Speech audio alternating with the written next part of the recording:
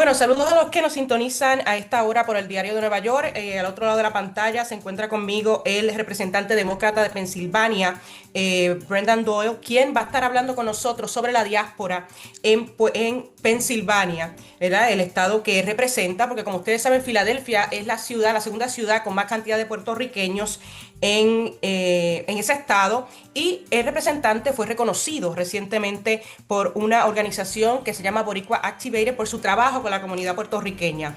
Así que let's start.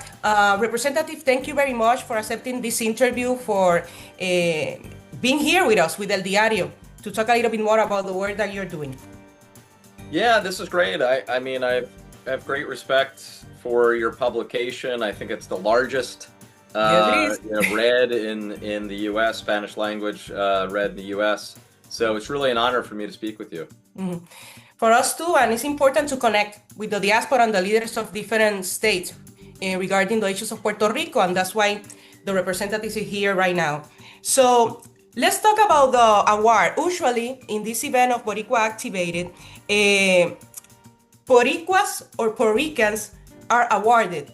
But this year, you are among the group selected for this award. So my first question will be, what is the most meaningful part of this recognition? Well, first, let me just say I was incredibly honored and touched when I was informed that I was being awarded this year. I've attended the event numerous times in the past. And so I know that it is a very rare honor that someone such as myself, who is not of Puerto Rican background, would be honored. I believe that it was in recognition of all of the things I've done over the last decade plus of service to Puerto Rico, both those on the island as well as here in the continental United States. I've been to Puerto Rico countless times now, and unfortunately there's been no shortage of important issues over the last decade that I've worked on behalf of Puerto Ricans, whether it was reconstruction aid from Hurricane Maria, or dealing with the Zika issue, or dealing with literally daily earthquakes. I never forget the last trip I took outside of Philadelphia or Washington was to Puerto Rico. When I say the last trip I took, I mean the last one before COVID, before we were all shut down and forced to be at home for such a long time.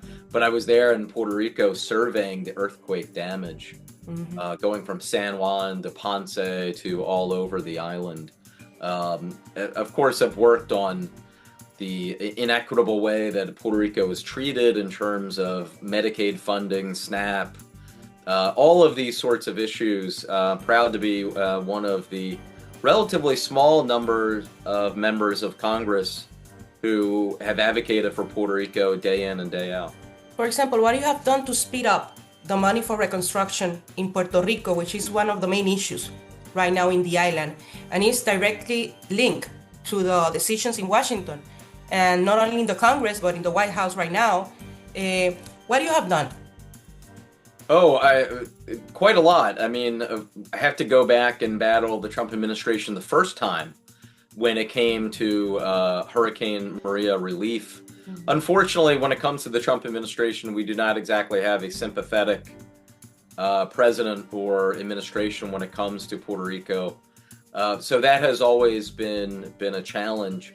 But there's a small group of us who, it includes many members of the House who happen to be of Puerto Rican birth or background: Nidia Velasquez, Darren Soto, Alexandria Ocasio-Cortez, several others, to advocate anytime Puerto Rico has a specific need. And then I've, in terms of me personally, used my position on the Ways and Means Committee, as well as my position as ranking member of Budget, to constantly be pushing this administration for relief dollars, and make sure that our fellow American citizens who live in Puerto Rico are simply treated fairly and justly as everyone else. How important is that Puerto Ricans engage in advocacy and civic participation through organizations like BoricuActivated. Why is that important? So first I would say it's important for all American citizens, regardless of background, to be actively engaged in our democracy. Frankly, I think that's probably more important now than certainly any time in my life.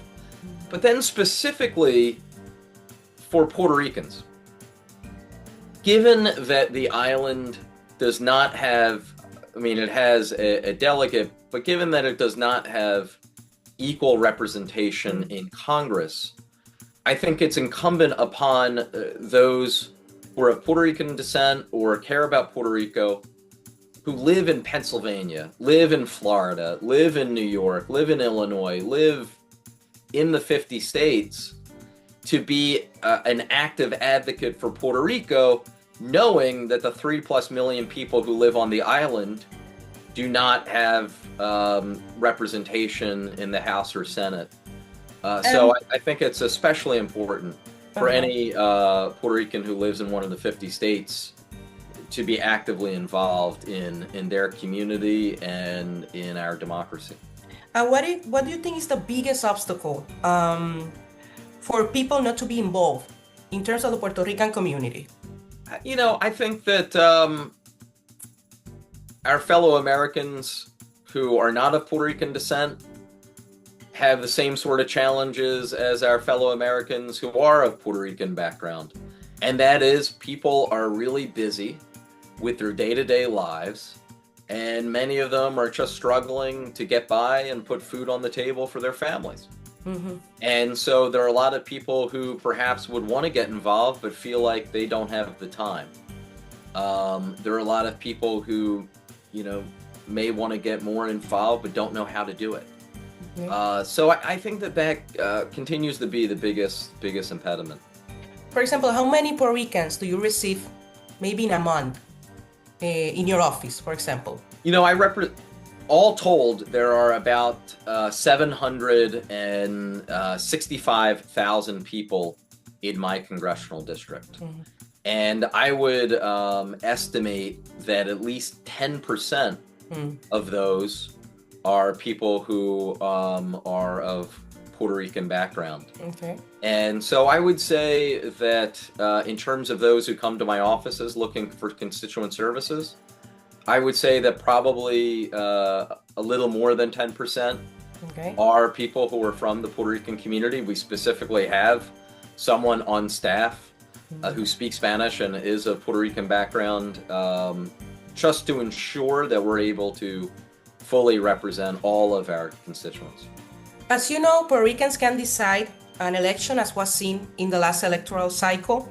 What the Democratic Party as an institution should be doing or is doing to attract those voters? Because we are very close to a midterms election. Yeah, look, Pennsylvania is the biggest battleground state in the nation. And I'm very proud that the city of Philadelphia happens to include one of the largest and most historic Puerto Rican communities anywhere in the United States. Whenever I travel, I'm always very proud of this. A lot of people think of New York, New Jersey, maybe the Orlando area as having a lot of Puerto Ricans. I don't think folks realize just how many there are in Pennsylvania, specifically in Philadelphia. We also have Puerto Rican communities in Allentown, Reading, Lancaster, and some other places in Pennsylvania as well. So the Puerto Rican vote can really make a big difference in Pennsylvania, considering the last 3 presidential elections in Pennsylvania were all decided by 1 percentage point. That's only one person out of 100 who really made the difference as to whether or not Donald Trump would win or Joe Biden would win as he did in 2020.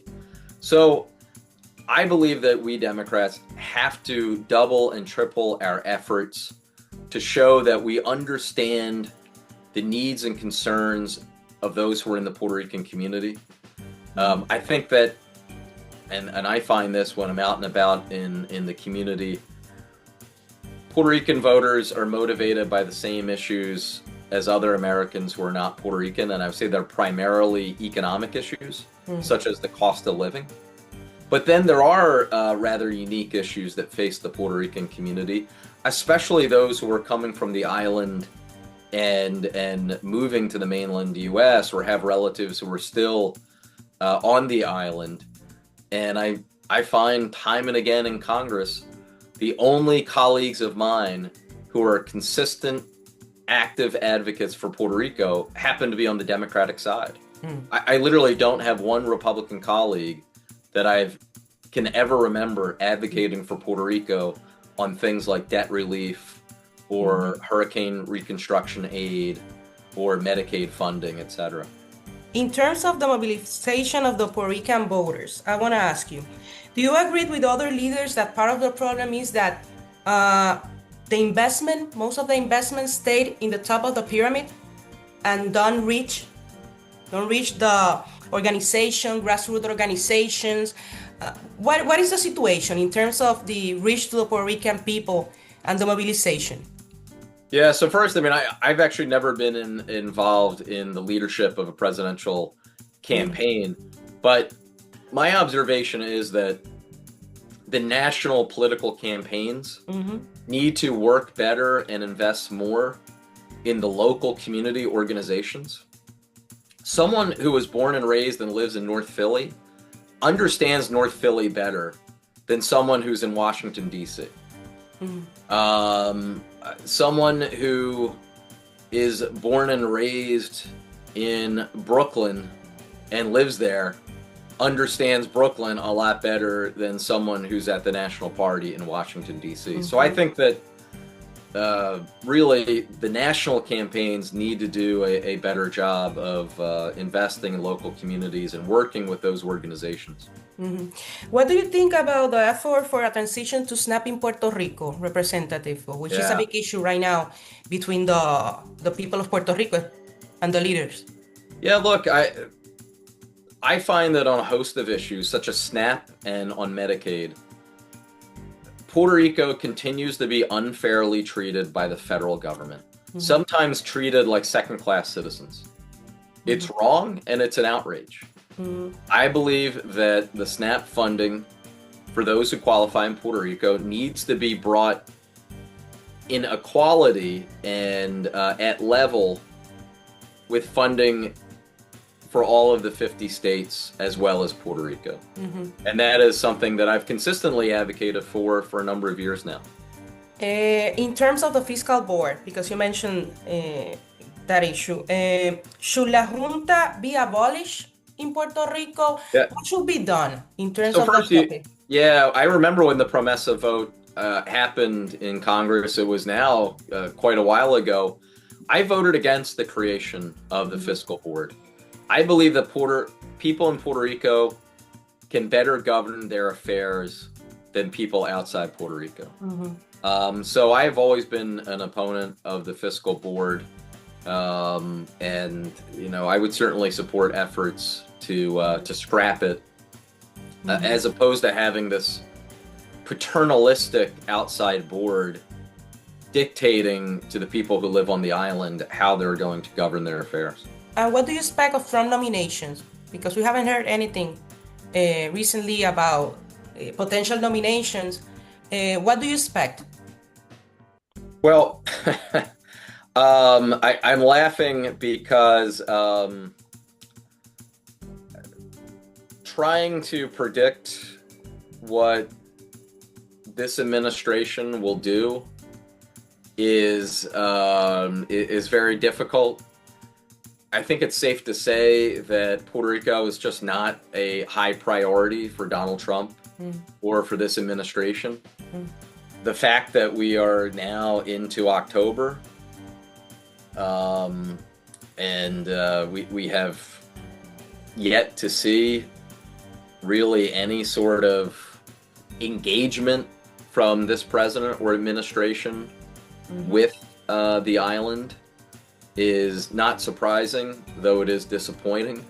So when you ask me what do I expect, I think when it comes to Donald Trump, always expect the unexpected. Okay. I can go without asking you about the shutdown.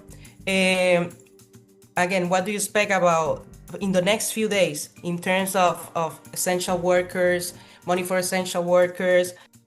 This is a failure, in my view, of Republican governance. Republicans control the House, Republicans control the Senate, and Republicans control the White House. So they could end the shutdown tomorrow if they wanted to.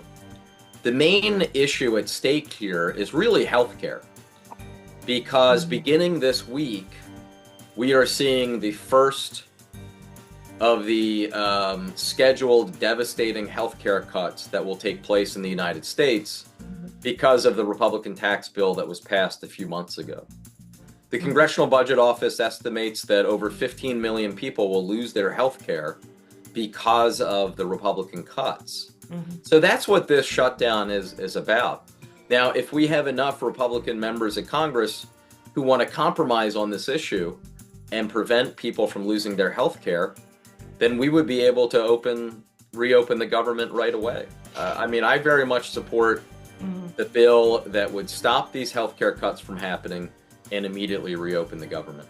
Trump said yesterday that they offered to accommodate the Democrats' healthcare demands if you reopen the government. So he's not telling the truth.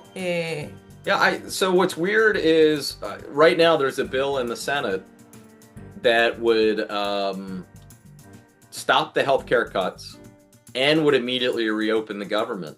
So if that's Donald Trump's position, then he can get enough Republicans in the Senate to vote for that bill. But so far, not one Republican senator has voted for it. Will essential workers be paid retroactive according to law? Yes, it is.